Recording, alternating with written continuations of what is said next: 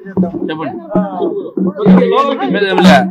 మొన్న పెట్టిన కేసు జైల్లో జరిగిన విషయాలన్నీ కూడా అంటే నన్ను ఇబ్బంది పెట్టిన ప్రతి ఒక్క అధికారి, అన్యాయంగా కేసులు కట్టి నన్ను జైలుకు పంపించిన ప్రతి ఒక్క అధికారి మీద నేను కంప్లైంట్ ఇవ్వడం జరిగింది.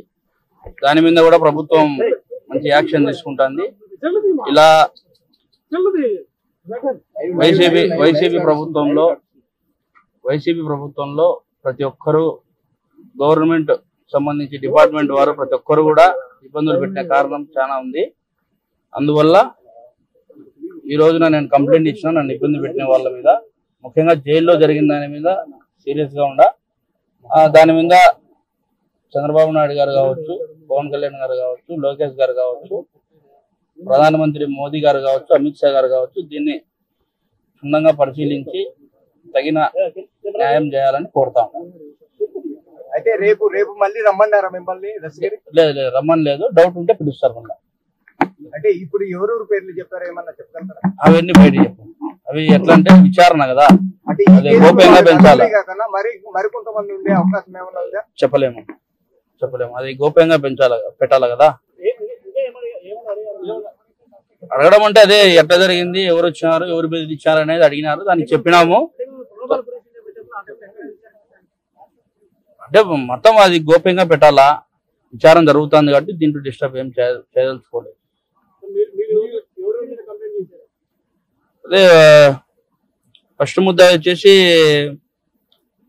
చైతన్య రెడ్డి, రెండో ముద్దాయి వచ్చేసి ప్రకాష్, మూడో ముద్దాయి వచ్చేసి డిఎస్పీ నాగరాజు, ఆయన నాలుగో ముద్దాయి వచ్చేసి సిఐ ఈశ్వరయ్య.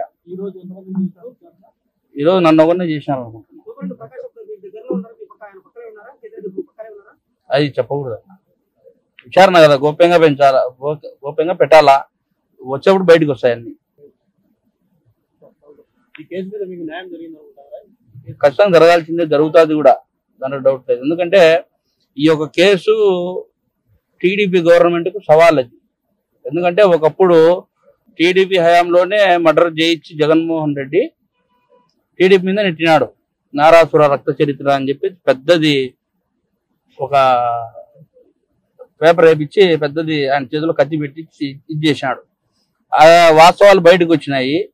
ఇంకా 5 ఏళ్ళు వైసీపీ గవర్నమెంట్ ఉన్నప్పుడు జగన్మోహన్ రెడ్డి అనేవాడు తప్పే చేయనప్పుడు, 5 ఏళ్ళు గవర్నమెంట్ వైసీపీ ఉన్నప్పుడు ఎందుకు దానిలో బయటికి తీసి వివేకానంద రెడ్డి కేసును విచారించలే, ఎందుకు మా చిన్నాయన కేసును విచారించాలని కోర్టుకు పోలే, ఇవన్నీ కూడా ఉన్నాయి. అందువల్ల ఎవరు చేసినారు, ఎవరు చేయించారు అనేది క్లారిటీగా ప్రజలకు తెలుసు, అందరికీ తెలుసు, మీ మీడియా మిత్రులకు అందరికీ తెలుసు. తొందరలో నిజాలు ఇంకా బయటకు వస్తాయి, వెయిట్ అండ్ సీ అంతే.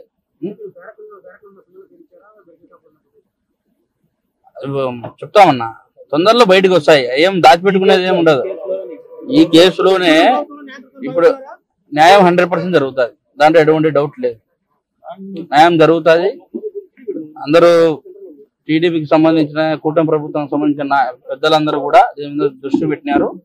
ఇప్పుడు స్టార్ట్ అయింది, ఎండ్ కార్డు పడుతుంది తొందరలో.